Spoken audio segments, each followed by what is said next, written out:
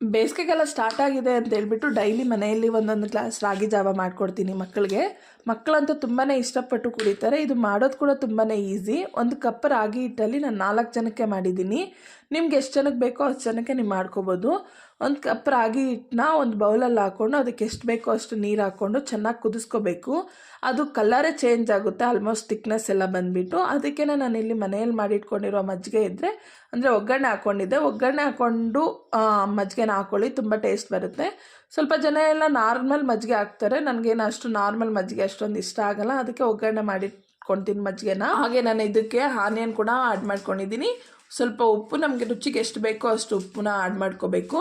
ಇದು ಬೇಸಿಗೆ ಕಾಲದಲ್ಲಿ ತುಂಬಾ ತಂಪು ಕೊಡುತ್ತೆ ಬಾಡಿಗೆಲ್ಲನೂ. ಹಾಗೆ ಮುದ್ದೆ ಯಾರೆಲ್ಲ ತಿನ್ನಲ್ವೋ ಅವ್ರಿಗೆ ಈ ಥರ ಮಾಡಿಕೊಡಿ, ಆರಾಮ್ಸೆ ಕುಡಿದ್ಬಿಡ್ತಾರೆ.